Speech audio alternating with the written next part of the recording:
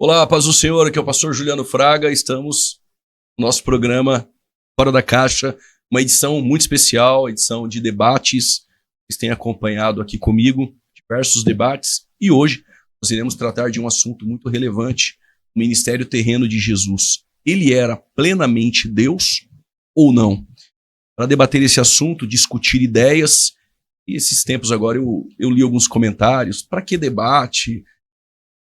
Não era nem então para a pessoa estar aqui comentando, né? Se não gosta, mas para você que cresce, é edificado com os debates e colocando pontos de vistas na mesa, e com isso todos nós crescemos, compreendendo aí o que cada debatedor tem para oferecer. Está aqui conosco a missionária Ruth Benigno, já participou de diversos debates em diversos locais nas redes sociais, e também ela é missionária, está ali como membro da Igreja Assembleia de Deus Missão, em Balneário Camboriú. Agora depois ela me explica se Balneário e Camboriú é o mesmo lugar. Acredito que Camboriú é um lugar e Balneário é outro. Mas seja bem-vinda, Ruth Benigno. Obrigada, pastor. Por abrilhantar o programa aqui.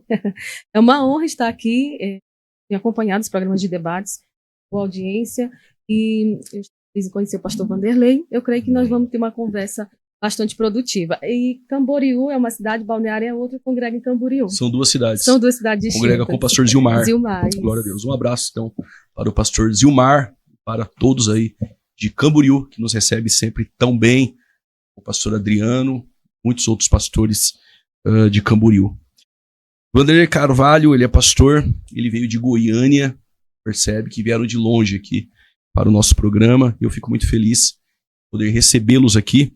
Pastor Vanderlei Carvalho, assim como a irmã Ruth, ele é teólogo, mas ele também é pastor da Igreja Luz do Conhecimento, também já esteve em diversos programas, debatendo diversos assuntos. Muito obrigado, seja bem-vindo, meu irmão.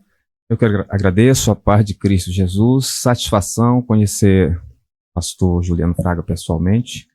Tenho grande admiração pelo seu ministério, pela graça que Jesus colocou na tua vida e pelo equilíbrio também, amém, pela profundidade e a simplicidade que há na sua mensagem. Também feliz por conhecer a missionária Ruth Benigno. Vamos ver se ela vai ser benigna comigo neste debate. Nem sempre, né? De vez em quando. Os 10 primeiros minutos todos são, né? Verdade. Que bom.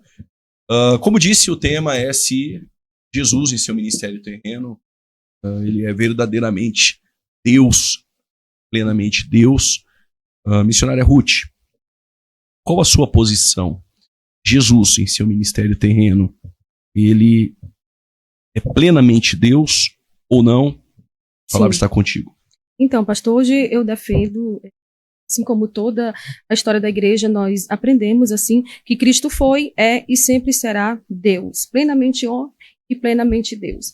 Negar isso é um ataque à nossa fé cristã, porque Jesus se fez homem sem nunca ter deixado de ser Deus. Então, durante o debate, nós vamos falar um pouco sobre a história da igreja, sobre os textos que nós temos para respaldar esse nosso ponto de vista, que é, assim, na sua grande maioria, defendido pelo cristianismo. Tá bom. Pastor Vanderlei, no Concílio de Calcedônia, 451, houve a defesa de Jesus ser verdadeiramente homem, verdadeiramente Deus. Qual o pensamento do pastor sobre isso? Jesus era verdadeiramente Deus, 100% Deus, usando a expressão plenamente Deus ou não?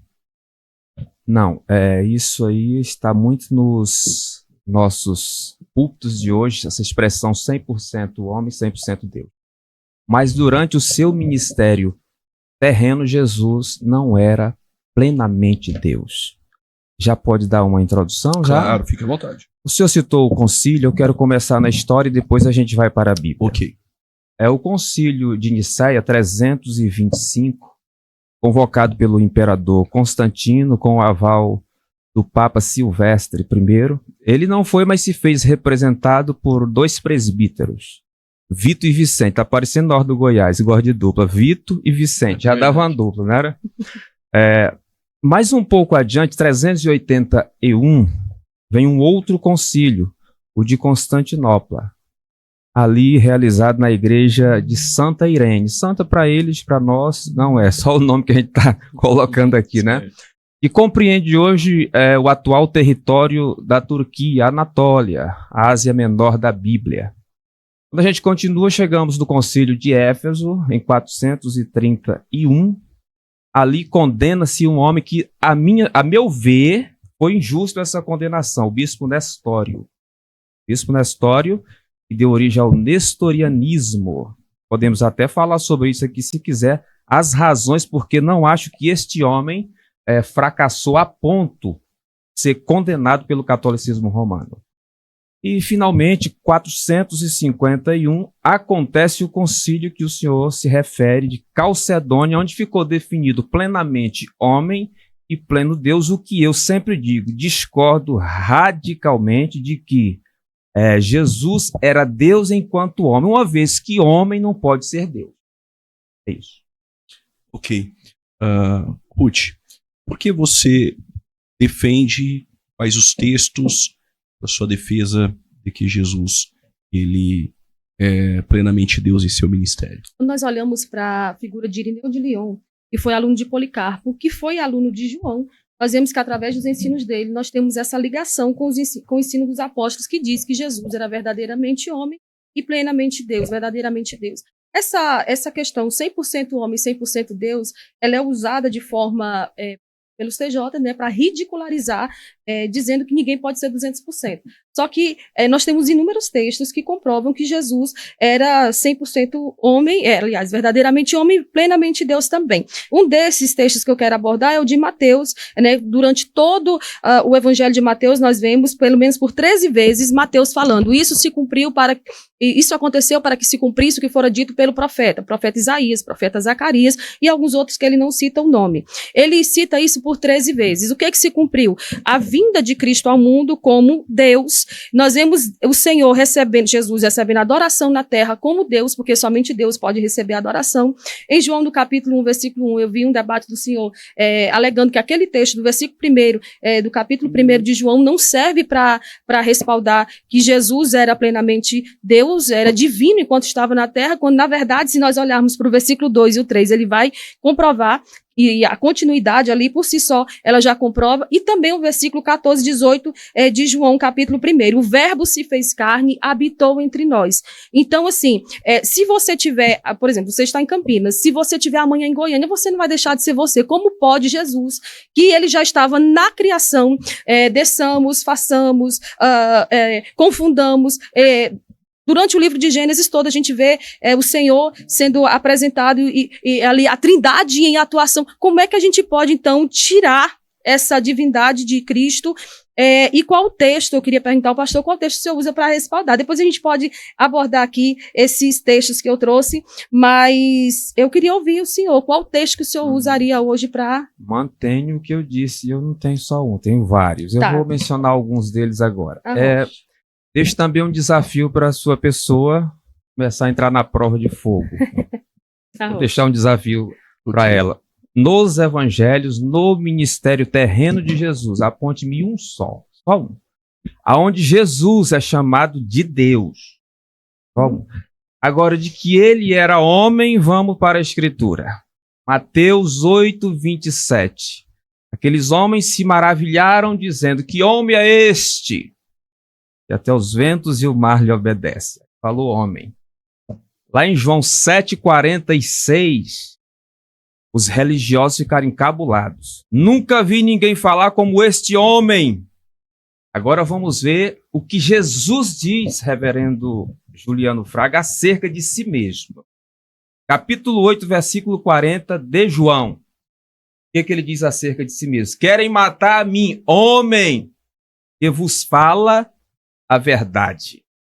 Vamos para João 9, a partir do versículo 1, onde fala da cura de um cego de nascença. Todos viam o cego, só Jesus pôde notá-lo, a ponto de efetuar a cura sobre ele.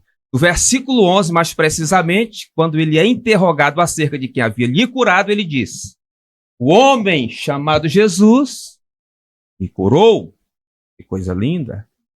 Pedro, no seu discurso, no capítulo 12, 22 dos Atos dos Apóstolos, varões israelitas, Escutem as minhas palavras. Jesus Nazareno, homem aprovado por Deus. Era homem aprovado por Deus, não era Deus. Lucas, capítulo 24, pelo versículo 20, Jesus se aproxima de 2 discípulos que iam no caminho de Emaús. Que palavras são essas que caminhando trocais entre vós? Pergunta Cristo, Senhor nosso. Acerca de Jesus, respondem eles, o Nazareno, homem, olha, homem aprovado diante de Deus e dos homens. Poderia continuar porque tem mais coisas, mas vamos parar por aí. Então, pastor, a sua doutrina, né, se é que a gente pode chamar de doutrina, ela fere uma das doutrinas mais importantes, que é a da imutabilidade de Cristo. Nós olhamos para Malaquias 3:6, eu, Senhor, não mudo. Hebreus capítulo 13, versículo 8, Jesus é o mesmo ontem e hoje eternamente. Tiago 1:17, toda boa dádiva e todo dom perfeito vem do alto, descendo do Pai das luzes, em quem não há mudança nem sombra de variação. Aqui, a imutabilidade de Cristo não permite que ele mude. Então, a encarnação não vai afetar a imutabilidade, não vai afetar a divindade de Cristo, desculpa. A encarnação não afeta a sua divindade, apenas permite experiências humanas a Cristo como ser divino, uma vez que ele está presente como homem entre nós. Deus sente sono? Não. Mas Jesus como homem, ele vai sentir sono. Complica, né? Não complica, porque ele estava aqui na Terra com um propósito específico, mas então já que você quer um texto, eu vou lhe dar um e eu gostaria que você usasse a refutação para esse texto. João capítulo 5, versículo 17 e 18. Jesus lhe respondeu, meu pai trabalha até agora e eu trabalho também. Por isso os judeus que ainda mais procuravam matá-lo, porque ele não só quebrantava o sábado, mas também dizia que Deus era seu próprio pai. O que para o judeu interpretava? O fato dele dizer, o meu pai trabalha, ele tá frisando aqui que ele está se tornando equivalente a Deus. Então, por isso os judeus queriam matá-lo. Se você olhar a doutrina da equivalência aqui nesse caso, se nós olharmos para Tiago e João, por exemplo, eles eram considerados filhos do trovão. Por quê? Porque eles eram radicais, eles apontavam para a radicalidade deles. Então, da mesma maneira, Jesus ser visto pelos judeus como filho de Deus, para eles equivale a ser igual a Deus. Então, como é que você me explica esse texto, que eu poderia ir citando ele até o versículo 30, se bem que a gente não tem tempo para isso, mas o Senhor está aqui se apresentando como Deus, o Pai julga, ninguém julga, mas deu ao filho todo juízo. Ou seja, o filho está na terra, cumprindo o propósito. Você uma vez, eu vi um comentário seu dizendo que enquanto Jesus esteve na terra, ele apenas orava ao Pai e intercedia ao Pai pelo povo. E o que ele faz no céu? Ele não está intercedendo? Ele não está sendo esse mediador entre Deus e os homens? Como é que o senhor me explica esse texto? Senhora Ruth fala bem articulada, mas não respondeu. Quero ver um texto que seja claro, feito água de rocha, que mostre em que Cristo Jesus, Senhor nosso, enquanto homem, era Deus. E isso aí não resolveu. Eu quero o mais claro. O de Tomé também não adianta, viu? O de Tomé ele não é autor canônico. Ele não é autor canônico. Agora o capítulo 2... Só um minutinho, não entendi sobre Tomé. Tomé, ele não é um autor canônico. Mas em qual texto que foi usado Tomé? Ele disse, Deus meu Deus? Foi. Mas ali não foi Tomé que escreveu. Justamente. Exatamente, ele não é autor canônico. Eu quero que um autor canônico registre. Não, mas peraí. Então, o irmão acredita que a Bíblia é a palavra de Deus? Claro, não. Mas palavra de Deus, não contém, não me confunda. Sim, ótimo. Mas ali é a palavra de Deus. Sim, é a palavra de Deus. O registro é que Tomé disse, Deus meu Deus. Aquele texto ali não é inspirado? Inspirado. Agora, nós podemos adentrar nisso. Podemos, eu estou aqui. Eu só queria completar, porque assim, se fosse. Eu não quero intervir no debate no sentido de tomar partido. Sim. Mas eu fiquei assustado, porque. É normal, Tomé sempre acontece comigo. Porque Tomé não é canônico. Tá bom, mas nós não estamos falando do Evangelho segundo escreveu Tomé. Sim, ele não é o autor canônico. A minha questão eu queria que um autor canônico registrasse nos evangelhos. Mas a Bíblia não vale? Vale, mas aí nós vamos entrar no que ele falou. Então, ele registrou e ele não negou o que Tomé falou. Então, isso prova a autenticidade do que Tomé disse, ou não? Vamos entrar nessa questão, Tá. Nós estamos naquela parte ali, né? João capítulo 5, só que é um texto, João capítulo 5, do versículo 17 ao 30, esse texto, ele não só prova a humanidade de Cristo, como também não nega a sua divindade. Cristo aqui não está em momento algum negando. Cristo recebeu adoração. Toda adoração pertence a quem? A Deus. Se ele não fosse Deus, ele não teria recebido. Absoluto, pleno, onde? Deixa uma questão, ele tinha que ter todos os atributos, não era? Ele, como Deus pleno, que foi definido no concílio citado pelo reverendo, que é um concílio católico, né? Quem colocou isso em nossa tradição foi o catolicismo e a gente abraçou. Eu até em um desses concílios, o grande representante, um deles foi Papa Dámaso. O Papa Dámaso pediu uma Bíblia para Jerônimo, lá pelo quarto século, chamada Vulgata. Nesta Bíblia, ele insere um mito que se imortalizou, e todos nós, é até objeto de um bom debate, pastor Juliano, eu sugiro que o senhor colocar. Lúcifer é o mito ou realidade? Porque para nós, teve briguinha no céu e ele virou o diabo. Todo mundo diz isso, mas a Bíblia não. Então, voltando aqui, missionária, jamais a senhora me conseguirá mostrar que Jesus, em seu ministério terreno, é Deus. Um exemplo só. Se ele é Deus, ele tem que ser onisciente. Mas em Mateus 24:36, ele diz, aquele dia e hora ninguém sabe. Como a senhora resolve essa questão? Depois eu vou entrar naquela parte ali do esvaziou-se, mas então vamos para João capítulo 1. Você não me explicou aqui, João capítulo 5, versículo 17 a 18, eu estou aguardando. Explique qual é, pode falar agora. Não, deixa agora eu fazer minha conclusão. João capítulo 1, versículo 14 a 18, eu vou ler. E o verbo se fez carne e habitou entre nós, e vimos a sua glória como a do unigênito do Pai. Versículo 18, Jesus nunca foi visto por ninguém, mas o Filho unigênito, este o fez conhecido. Ou seja, tanto no versículo 14 como no 18, nós temos a expressão unigênito. Unigênito aqui no grego é único do gênero. Único que é Deus como Deus. Na Bíblia nós temos 5 tipos de filhos. Os anjos são filhos de Deus por criação, os ímpios foram feitos por formação, em Gênesis 1, 26, 27. Nós vemos Israel, filho por eleição, a igreja por adoção, e Cristo, que é filho por geração eterna. Ele é o único que foi gerado na eternidade e é o único do mesmo gênero divino do Pai. Então, está aqui a resposta que o senhor precisava. João capítulo 1, versículo 14, versículo 18. Agora me responda João capítulo 5, 17, esse 18. texto que a senhora fala aí não serve, não. É o João capítulo 1, versículo 1. No princípio era o verbo. Usei 14. Ele estava com Deus e era. Tudo bem, aí está no momento tá na região celestial. E ele é mesmo. Tá. Aí o senhor, então, Jesus, no seu ministério terreno, já não era mais de forma plena, nunca foi. Só para eu entender. No seu ministério terreno, eu estou defendendo aqui que ele não é exatamente pleno Deus. Mas ele é eterno. Ele é eterno, nunca deixou de ser. Nunca deixou de ser. E na sua agora, eternidade, atributos... antes da encarnação, Jesus é Deus? Então, embora a gente possa questionar todos esses textos aí que apresentam como Deus, a gente pode questionar também. Mas eu creio, sim. O senhor crê que após a ressurreição, ele... E antes da encarnação. Sim. Então, na encarnação, ele deixa de ser plenamente Deus. Isso? A mesma pergunta que o César Cavalcante me fez foi esta aí. Eu não assisti, mas só para que eu possa saber. Eu sabia que chegar mais ou menos nesse ponto, né? É previsível. Se eu tivesse assistido o debate, eu não perguntaria, porque eu já saberia a sua posição. A Ruth talvez já sabe. Ele também fez. Assistiu pelo jeito. Ele e o pastor Alex. Certo. Né? O pastor César, um abraço, se eu estiver me assistindo aí. Aquele dia eu debati com os dois. Né?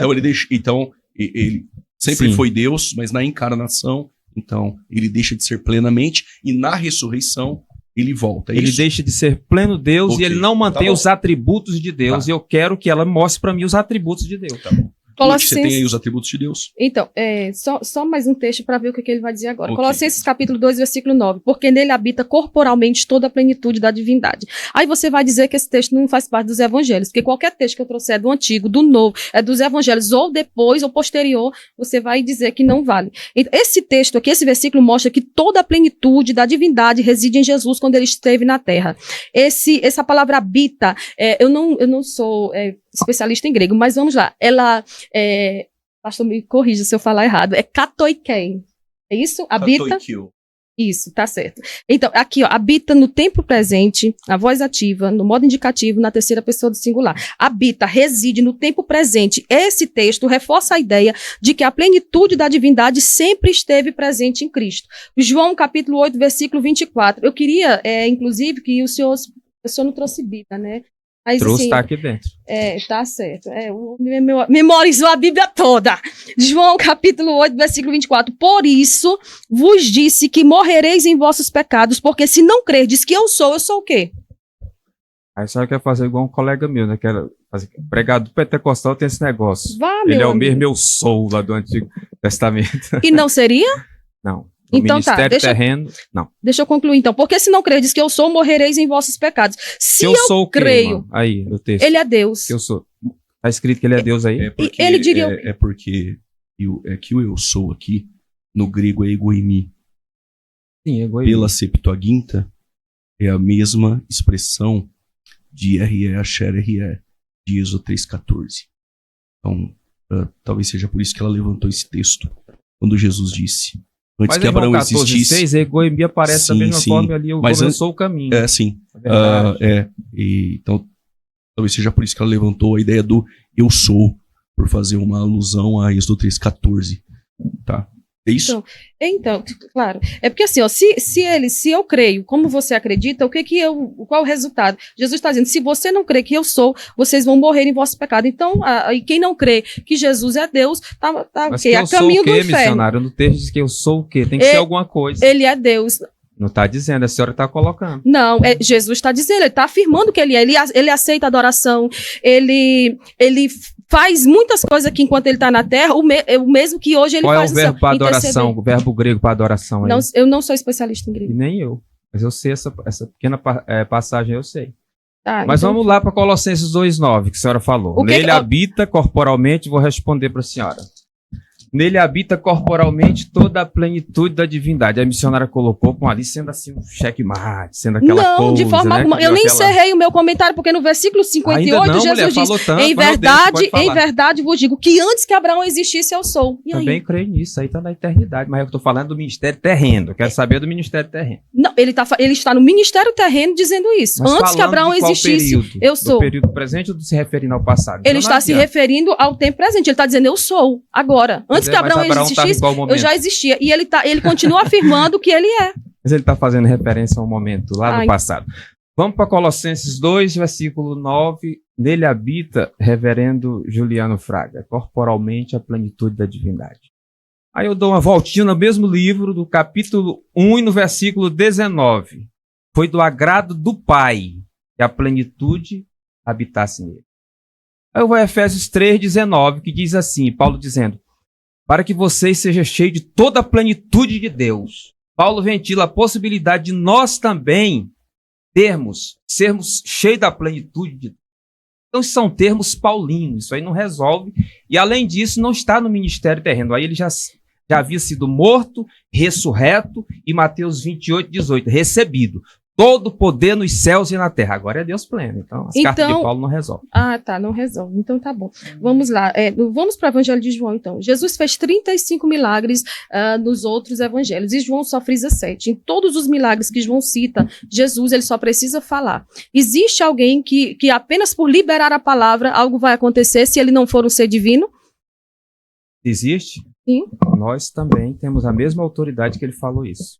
Mas isso agora, eu estou falando aqui, quando Jesus esteve na terra. Porque assim, no capítulo 2, o que ele faz? Manda encher as talhas. No capítulo 4, libera uma palavra para o servo do centurião. No capítulo 5, ele diz ao paralítico, levanta e anda. Mas lá no capítulo 21, na pesca milagrosa, isso aí eu aprendi com meu professor de grego, quero mandar um abraço para ele, o professor Átila, tu conhece ele, ele falou, eu tenho estudado um pouco com ele, o que ele faz? O que ele disse? Né? Que aqui na pesca milagrosa foram pescados 153 grandes peixes. Se você olhar para a gemátria, que ele disse que não é gematria, é gemátria, 153 em hebraico é o mesmo que eu sou Deus. É Ani, né, que é a primeira pessoa do singular, eu, Elohim, Deus, que significa eu sou Deus. né? Porque a numerologia para o judeu era importante. Então, assim, se a gente for olhar e aprofundar os textos, que nós não temos muito tempo para isso, nós vemos Lucas capítulo 1, versículo 35, o anjo, quando chega a Maria, né, dizendo, descerá sobre ti o Espírito Santo, o poder do Altíssimo te cobrirá. O texto de João 5, 17, 18, que o senhor já pulou várias vezes e não me respondeu também. Qual é? Coloca aí. O que eu já li para você no início. Estou esperando só aquela primeira sobre Deus. O texto João capítulo 5, versículo 17 e 18. Que eu trouxe aqui meu pai trabalha até agora e eu trabalho também. Por isso, pois os judeus ainda mais procuravam matá-lo, porque não só quebrantava o sábado, mas também dizia ser Deus, dizia que Deus era seu próprio pai, dizia que Deus era seu próprio pai, fazendo-se igual a Deus. Vanderlei, vamos lá. Interessante que lá embaixo fala filho, né? Ele é filho, isso aí tá tudo certinho, não tem problema nenhum. Não é Deus, é filho de Deus, aí tá certo. Eu vou deixar o senhor falar. O capítulo 11 e versículo 27 de Mateus diz assim, tudo eu recebi do meu Pai. Então os milagres a que a senhora se refere, que Cristo Jesus, Senhor nosso, realizou durante o seu ministério terreno, é um poder outorgado pelo Pai, facultado por ele. Capítulo 10, 38 dos Atos dos Apóstolos diz a nós, como Deus ungiu a Jesus de Nazaré, com o Espírito Santo e com poder, o qual andou por toda parte fazendo bem e curando todos os oprimidos do diabo, porque Deus era com ele. Não diz que ele era Deus, diz que Deus era com ele. Então o que a gente faz? Em Coríntios 5, versículo 19 diz, Deus estava em Cristo, reconciliando consigo o mundo. Ele não era. Tá, então o que a gente faz com o texto de João 10, 30? Eu e o Pai somos um. Esse texto aqui no grego se refere à união essencial. Eles têm a mesma essência. Tudo que o pai é, o filho também é. F.F. Bruce diz que esse texto se refere à união essencial. O verbo está no plural. Somos um. Eles têm a mesma essência. Como responder esse texto? Linda, a senhora está com seu marido, a senhora e ele é um também, mas é um só mesmo, uma cabeça só. Tá, então vamos lá. Jesus, no capítulo 10, versículo 11 de João, diz, eu sou o bom pastor. Esse bom pastor aqui, ele pode fazer, né, a gente pode compará-lo com um salmista no Salmo 23 que diz, o Senhor é meu pastor. João frisa muito o eu sou, né, eu tenho aqui a tradução no grego, não vou entrar aqui, mas, pastor, todos os textos que eu trouxer, o senhor vai alegar contrário. Enfim, eu tenho... Seja favorável? Não, eu não quero, mas eu queria pelo menos que o senhor fizesse... um debate mesmo, né? Sim, mas então que pelo menos fosse algo assim, considerado, você fizesse uma exegese correta. Por exemplo, Mateus 1 e 23. Tá correto, só não está sob o seu ponto de vista. Tá, então, eu digo mesmo, Mateus 1 e 23, ele será chamado de Emanuel. Emanuel o quê? Deus conosco. A senhora quer pontuar um versículo que quer que eu comente? Vamos. A senhora está disparando, eu estou aqui, o pessoal está me entendendo o que eu estou falando. Missionário Ruth, qual é o texto que você quer que o irmão trabalhe? O irmão trabalha e depois ele pode também fazer uma pergunta. Sim. Então, vamos tem essa pergunta, o irmão responde, nós vamos para o intervalo e depois do intervalo vem a sua réplica. Pode ser? Sim. Qual é o texto que você gostaria que ele trabalhasse? Eu sei que você citou vários, mas diga um, porque eu acredito que todos não vai dar para ele comentar. E também o irmão pode, além de comentar o texto, explicar o texto e depois devolver a gentileza para a missionária. Então, eu queria que ele comentasse Mateus 1 e 23. Né? Ele será chamado Emanuel, né? Traduzido aqui é Deus conosco no grego. Deus conosco ou não é? É isso? Sim. Qual é a expressão grega? A expressão em Mateus capítulo 1, versículo 23 no grego é remon, conosco. Hotheos, Deus conosco. Então, eu quero que ele faça nesse contraponto, depois eu trago aqui a minha abordagem. Vamos lá. Hotheos, que bonito, falando grego. Aleluia, grande pastor Juliano, homem bom que se tornou imortal. Eu conheço vários amigos que têm o nome de Jesus, mas não é Jesus. Tem outros que têm o nome de Miguel, mas não é o arcanjo. Quando diz, será chamado Emanuel, que quer dizer Deus conosco, não é o fato dele ter o nome Emanuel, que ele é Deus conosco, mas que ele será chamado por esse nome. Porque se será chamado por esse nome, e a gente levar ao pé da letra, em que lugar da Bíblia ele é chamado de Emanuel? Em lugar nenhum da Bíblia ele é chamado de Emanuel. E a senhora falou sobre o Theos, Deus. E falta responder a pergunta. Em que lugar dos evangelhos Jesus é chamado Deus? Já lhe falei vários textos. Nenhum, principalmente em João aqui. Mas claro, nenhum você vai concordar. Mas não é esse Deus, termo Theos. Agora a senhora falou certo. Theos tudo bem, é Deus. Mas aonde ele é chamado? Tá, então vamos lá. Esse termo aqui no grego está no tempo imperfeito. O tempo imperfeito indica uma ação linear no passado, tanto que na tradução de John Knox, no comentário histórico-cultural do Novo Testamento, ele fala que Deus tinha o verbo morando consigo.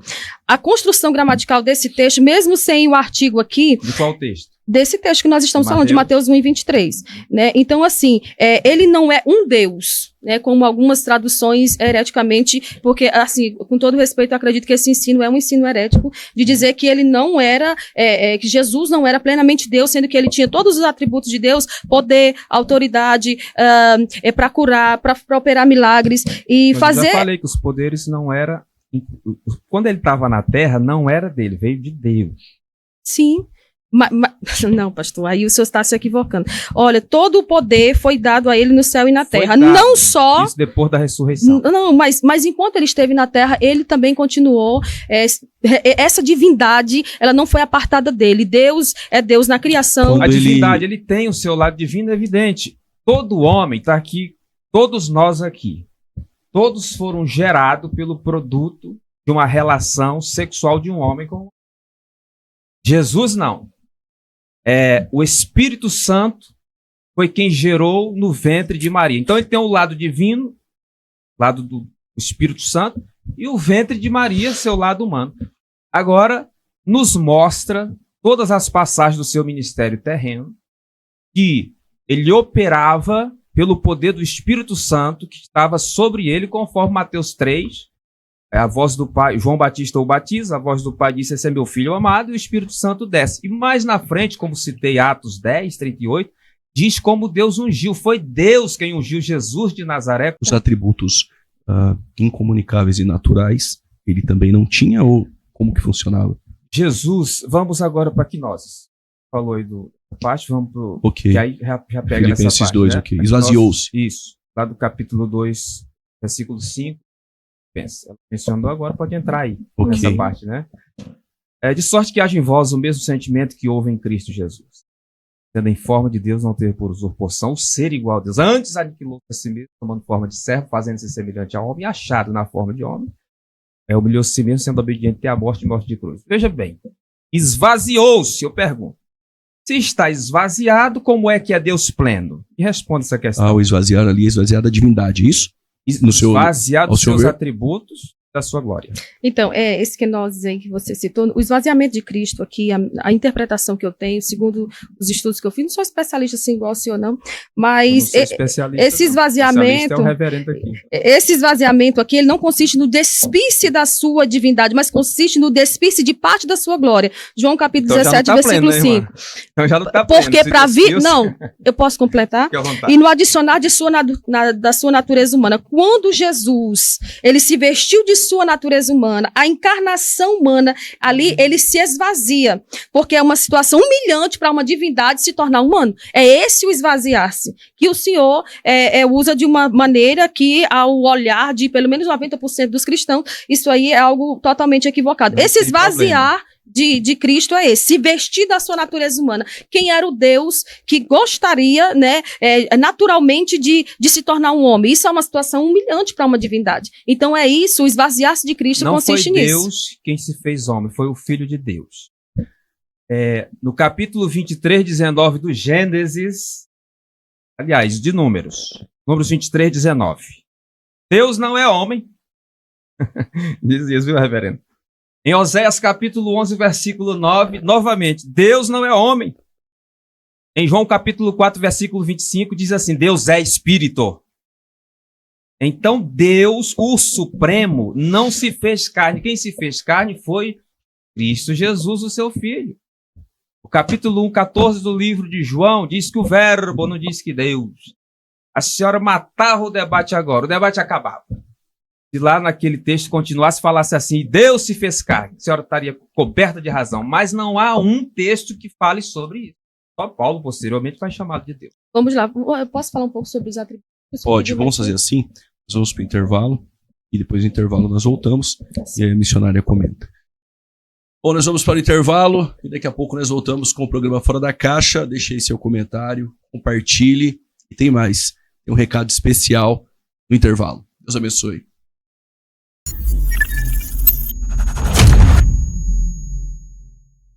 Olá, paz do Senhor, aqui é o pastor Juliano Fraga. Você que está acompanhando o programa Fora da Caixa, um recado muito especial. Chegou em minhas mãos este lançamento, O Tempo do Fim, desvendando os mistérios da escatologia, pela editora CPAD, que é a casa publicadora das Assembleias de Deus. Este livro é um clássico que chegou em nossas mãos e pode chegar em suas mãos. Neste livro nós vamos abordar todos os eventos escatológicos e principalmente a questão pré-milenista e pré-tribulacionista no tocante à questão do reino. Como será o reino literal na terra quando Cristo vier na segunda vinda para estabelecer esse reino? Como será esse reino? Mateus 24, Mateus 25, sermão profético e também as 7 igrejas da Ásia. Tudo isso e muito mais dentro deste livro, O Tempo do Fim, lançamento pela CPAD. Quer adquirir o seu? Na descrição aqui abaixo tem um link, clica no link, vá para a loja e adquira o seu. Tempo do Fim, desvendando os mistérios da escatologia. Voltamos com o programa Fora da Caixa. Ainda dá tempo de você compartilhar, comentar, também curtir aí, porque isso faz que o YouTube entenda que o conteúdo é relevante, ele leve esse conteúdo também para outras pessoas. Voltando aqui com o debate, missionária Ruth, a palavra ficou contigo. Vamos lá. Então, era para falar sobre os atributos de Deus, né, que você tinha citado mais cedo. Onisciência, João capítulo 2, versículo 24 a 25. Ele conhecia o coração dos homens. Só quem pode conhecer o coração dos homens é Deus. Não vire o olho. Onipotência, Mateus 28, 18. Ele tem toda a autoridade. Onipresença, Mateus 18, 20. Ele está presente. Onde tiverem 2 ou 3 reunidos em nome dele, ele está presente. A sua eternidade, Hebreus capítulo 13, versículo 8. Jesus Cristo é o mesmo ontem, hoje e eternamente. Ele não se esvaziou. Nesse sentido de deixar de ser Deus. Tá. Você disse que quando ele esteve na Terra, ele não era plenamente Deus. Certo. A sua imutabilidade, Hebreus capítulo 1, versículo 10 ao 12, seus anos nunca acabarão. Então, esses atributos de Deus aqui são de Deus e também automaticamente de Jesus, porque Jesus é Deus e não deixou de ser Deus.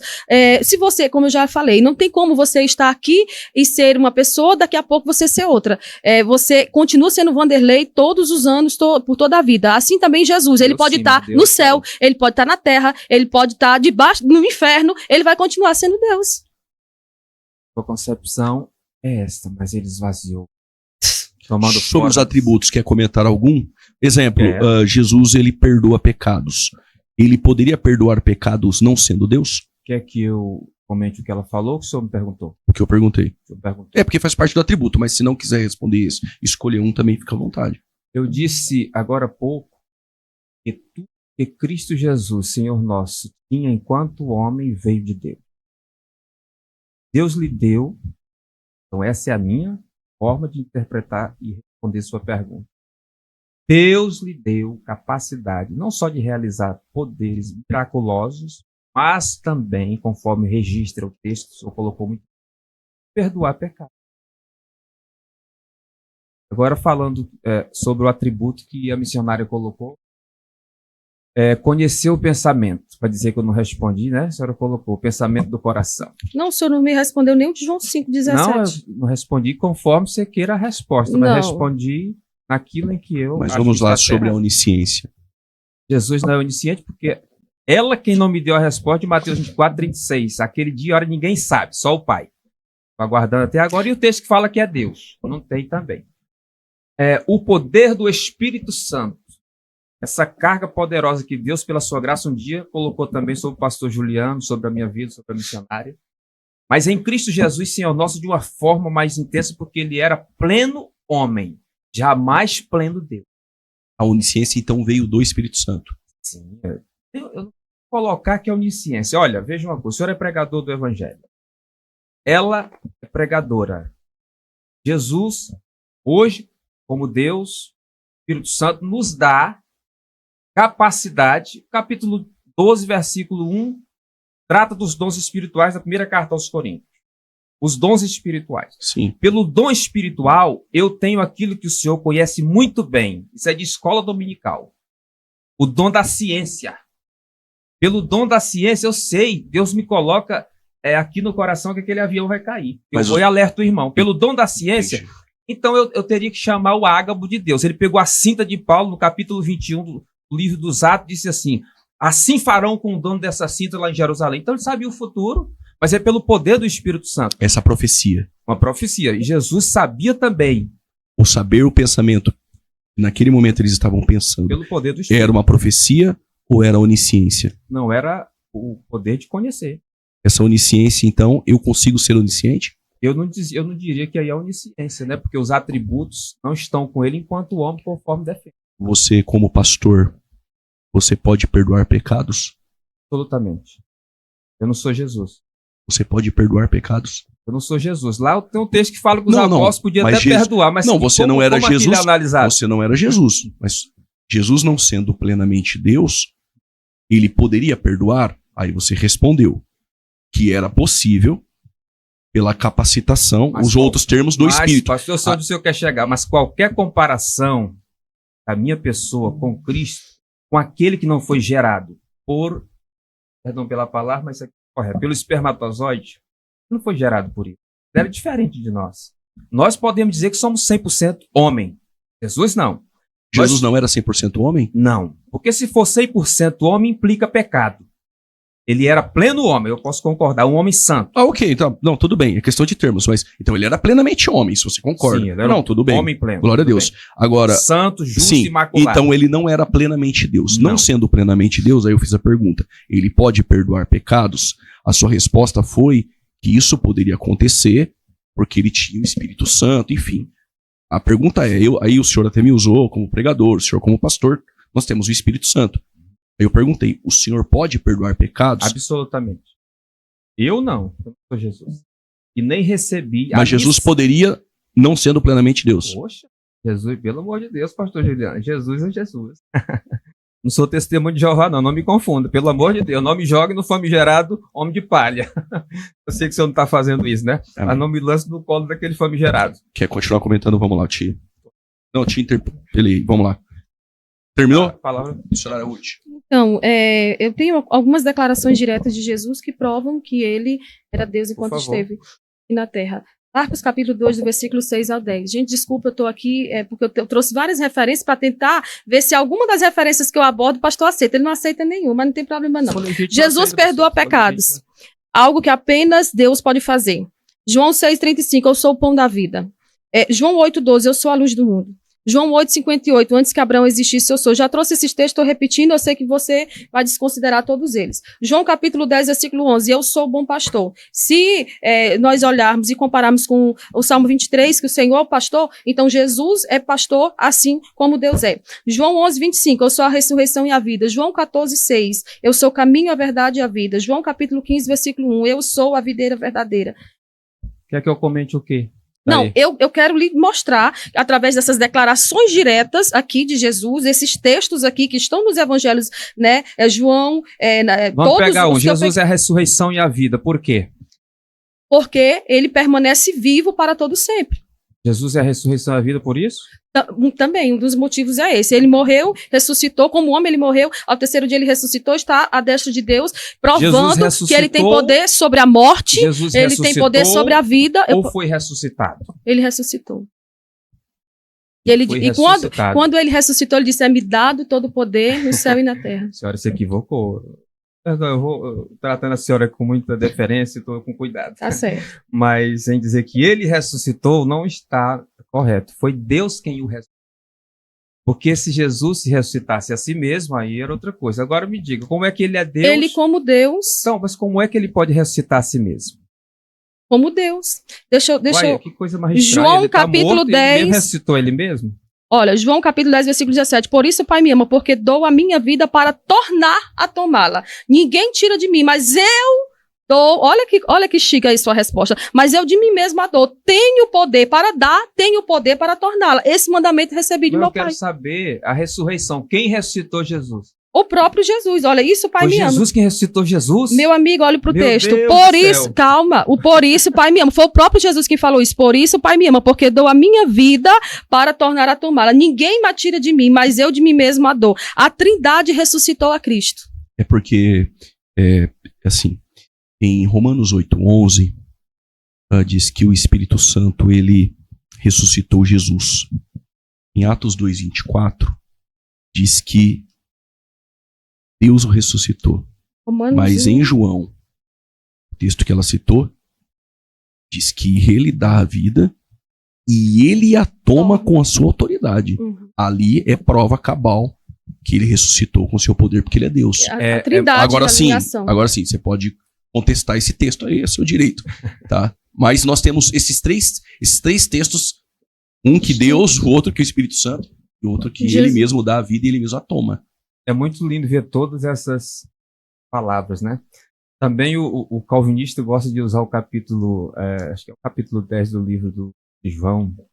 Ninguém vem a mim se o Pai não me der. O calvinista adora isso, dizendo que o homem não tem a iniciativa própria da salvação. Mas quando a gente vai para o conjunto da Escritura, está a resposta clara feito água de rocha, dura feito pedra de diamante, maleável como a flor do pessegueiro. Porque a verdade é dura feito a pedra de diamante, viu? Mas é doce como a flor do pessegueiro. Gera confronto ao princípio, mas depois produz uma paz de criança dormindo. O texto que ela cita, do a vida e posso tomar, aí nós vamos para a hermenêutica, aí nós vamos para o uso da Escritura, aí nós vamos para a analogia da fé. E vamos ver que quem ressuscitou o homem chamado Jesus foi Deus. Atos 2, versículo 32, Pedro diz, Deus ressuscitou este Jesus, de que todos nós somos testemunhas. Então, como é que o senhor me explica? 1 Timóteo, capítulo 3, versículo 16. E sem dúvida alguma, grande é o mistério da piedade. Deus se manifestou em carne, foi justificado no Espírito, visto dos anjos, pregado aos gentios, crido no mundo e recebido acima na glória. Que lindo! A senhora pegou uma Bíblia adulterada, me perdoe. Aí foi uma Bíblia adulterada, que está um homem que conhece de grego. A senhora está estudando grego também, né? Essa Bíblia está adulterada. Aí diz que Deus se fez carne, não foi? E que teria chegar aí também, eu sabia. Só quando a gente vai para o original é ros, não é teos. Lá é ros, é fanerote e é ensarqui. Ele, aí é o pronome demonstrativo, aquele ou ele. Ele se fez carne. Outra tradução diz Cristo se fez carne, não Deus. Então, adulterada não serve. O seu texto. Não, era o texto de João 10. Eu pensei que o pastor iria comentar, mas pelo jeito o pastor não veio aqui. Pastor. É que tá, tô falando lá. Longe. Não tá ótimo, a sua voz é alta, aí capta bem. Ninguém tira a minha vida, pelo contrário, espontaneamente eu a dou. Tá tudo bem, ele se entregou à morte. Tenho autoridade para entregá-la e também para reavê-la. Então esse texto para o senhor, não precisa nem comentar porque eu estou fazendo aqui a pergunta, mas isso é bonito. Esse texto para o senhor então não prova que ele não prova, pastor, poder. Porque o senhor, como um bom hermeneuta, como um bom exegeta, o senhor sabe que o conjunto da Escritura outros textos o senhor, ok, então o senhor usa outros textos para invalidar esse, ok. Então eu não tomo a parte para explicar o todo, mas o todo é que explica a parte. Você falou sobre o texto adulterado. Há cerca de 6 mil manuscritos referente a esse texto. Depende do texto que você lê. Como também todos os argumentos que eu trago você desconsidera, então também posso desconsiderar esse, né? Não, isso aí... Esse texto que você falou que é adulterado. Eu quero que a senhora mostre no original grego que isso aí não é o ros. E é teos, como a senhora... Há várias interpretações... Apresente um. Há várias interpretações para esse texto. Pelo menos 6 mil manuscritos. Me apresente, então, um que prova o que você sinático, diz. Sim, é antigo, hein? Lá, e é um dos... Por isso que não adianta. Esse é um dos primeiros, lá do ano 300. Não tem problema, cite. Esse é um dos mais antigos. Sinático. Eu estou citando. É no manuscrito do Sinático que está escrito. Do Sinático está escrito isso aí. Certo. O Ros e não Teos. Portanto, na linha do tempo, é um dos mais antigos. Esses outros aí que fizeram depois, eles podem colocar, porque jabuti, missionário, quando sobe em árvore, é enchente ou mão de gente. Mas nós estamos falando de Bíblia, né? De jabuti. Escute só. Tá, mas aí eu tô colocando. Quem fez esses manuscritos aí? Só que há manuscritos que defendem o que eu estou dizendo, o que o senhor está dizendo. Um só, já apontei o meu do Sinai. Certo. Qual é o seu? Certo. Vamos continuar aqui. Já que eu lhe mostro, porque eu estou acompanhando aqui no meu resumo que eu fiz e trouxe, pastor. Eu não sei se a irmã tem essa informação. Eu tô Tá, não, mas se não tiver, não se fidorize por isso, jamais, tá bom? É uma grande debatedora, tem um grande estima.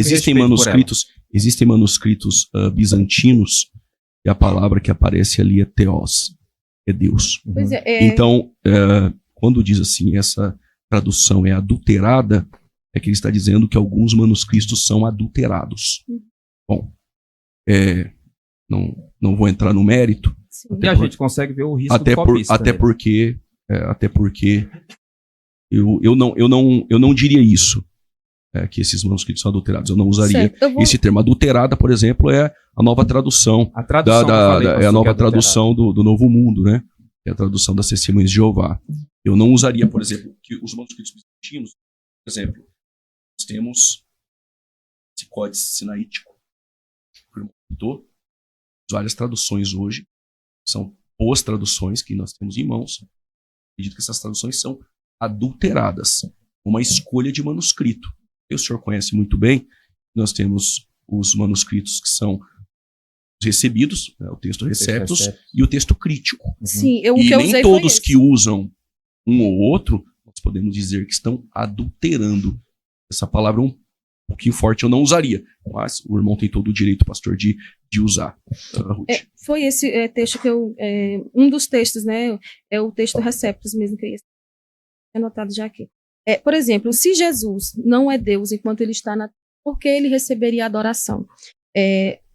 Se nós olharmos, por várias vezes o Senhor, Jesus recebeu, foi adorado, e ele não negou, né, ele não rejeitou receber essa adoração. Por exemplo, quando nós olhamos Mateus 28:9, João 20:28, mostrando que ele está sendo adorado por quê? Porque ele é digno dessa honra. Por quê? Porque ele é Deus. Algo impossível para um mero homem ou profeta. Como que o Senhor explica o fato de Jesus não ser Deus enquanto está na terra e receber adoração como Deus? Os textos que a senhora falou, vou falar de cabeça, também fazer um pequeno comentário sobre eles. E acrescentar mais algum, se for necessário, para engrandecer um pouco. Sim, com certeza. Seguindo uma linha cronológica, em Mateus 2, realmente diz que os magos vieram do Oriente para adorá-lo, e eu concordo com a adoração a Jesus. Ele é santo. Ele merece. Eu adoro Jesus. Não me confunda com os TJ. Os Testemunhos de Jeová é quem não adora a Cristo, Senhor nosso. Eu adoro. Agora, se nós formos para o prosquinel, que foi colocado aqui pelo reverendo Juliano, que é a palavra para adoração, ela também suporta a tradução de receber respeitosamente, de ter reverência. Então, em algum momento, pode não ser empregado como uma adoração como sendo a um Deus, uma divindade. Eu concordo nessa primeira parte que os magos vieram e adoraram. Capítulo 9, o versículo de número 18, do mesmo livro, diz que um homem chamado Jairo veio e se prostrou diante dele.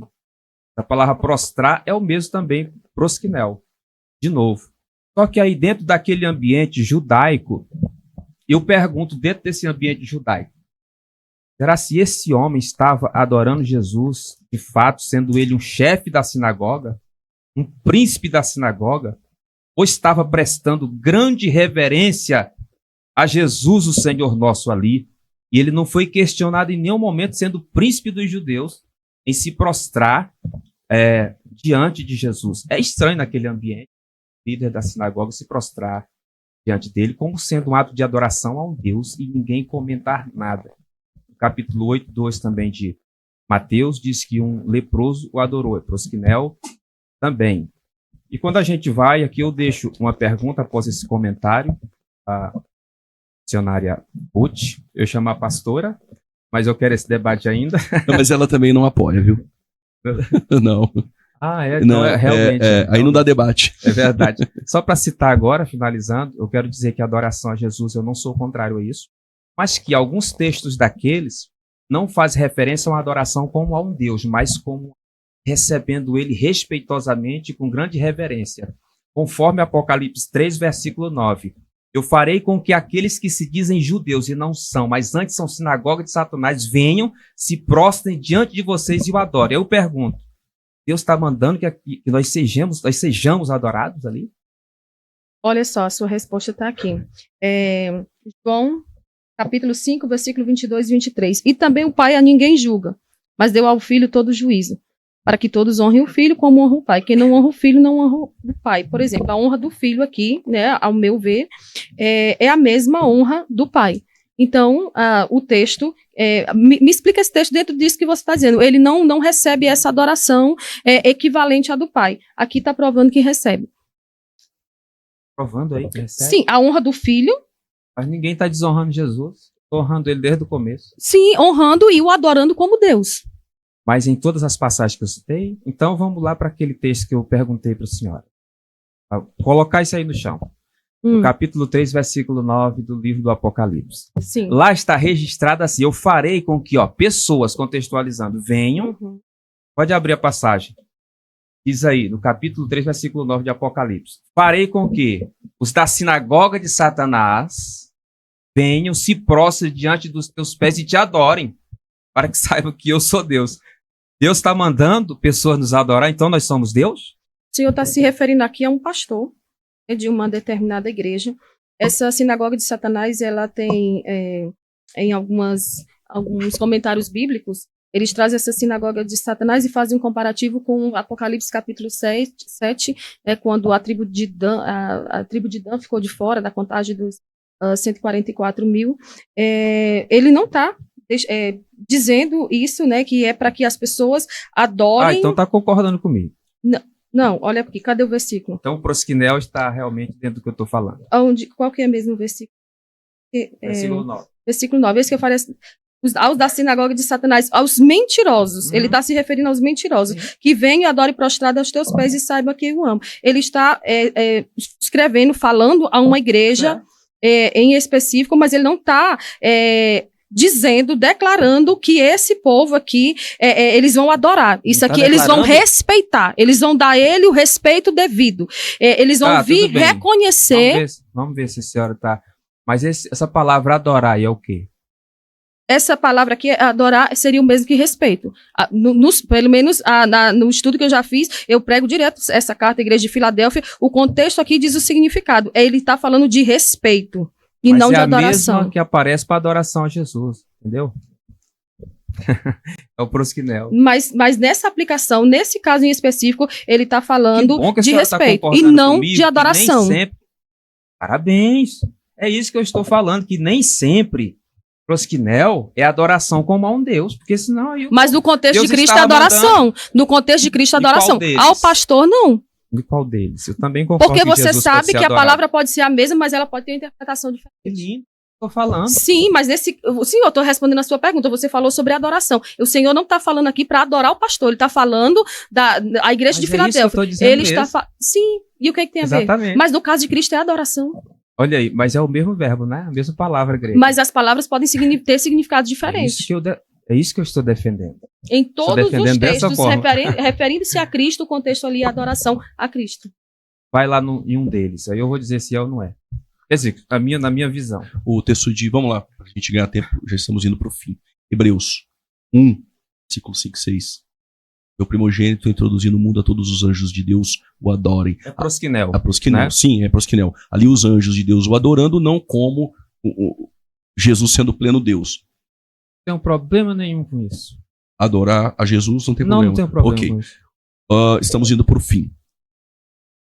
Os textos que o irmão citou, pastor Vanderlei, sobre Jesus ser chamado de Deus,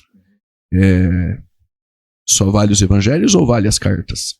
Vale só os evangelhos. Que nós estamos tratando. Foi isso que o irmão perguntou para ela, né? Nós estamos tratando. Qual o tema aí? Vamos enfatizar o tema. Jesus era Deus no seu ministério terreno. Não, o irmão já citou, o pastor citou.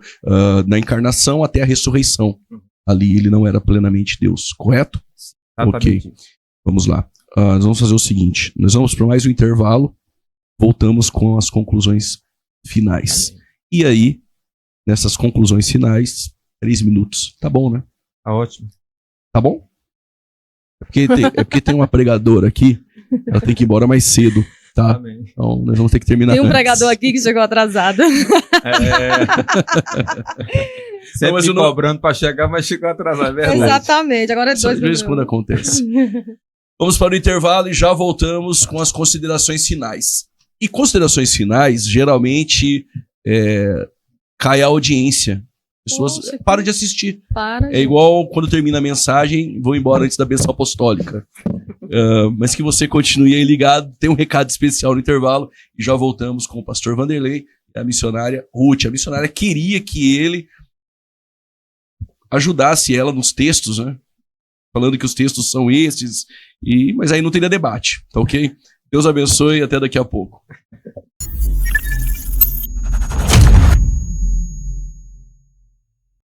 Voltamos com o programa Fora da Caixa, considerações finais. Pastor Vanderlei, considerações finais, também aproveita, deixa as redes sociais, telefone, para participar de podcasts, debates, enfim. 3 minutos para as considerações finais.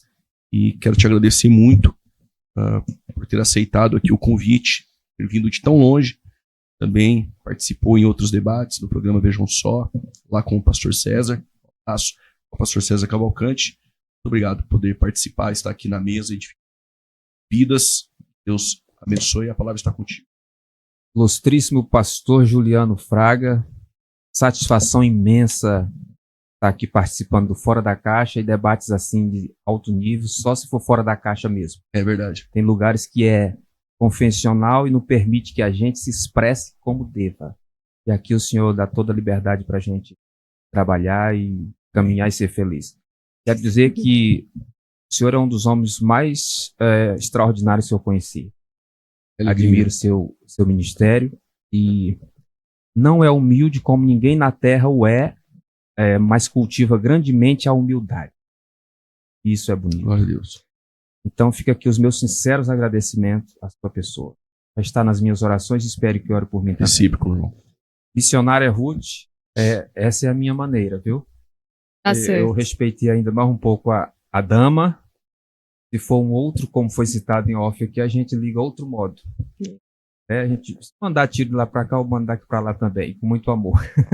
Mas eu quero também abraçar a minha igreja Luz do Conhecimento Goiânia, todos que estudam comigo no ITEL, que é o Instituto Teológico Luz do Conhecimento, e quem quiser um curso de memorização bíblica, me procura, que oferece o curso de memorização bíblica em poucos dias, ou você pode fazer também em sua casa. Quando eu vir aqui, pastor, trarei presente à sua pessoa meu livro do neo-arminianismo, porque eu sou neo-arminiano, não me declaro como arminiano.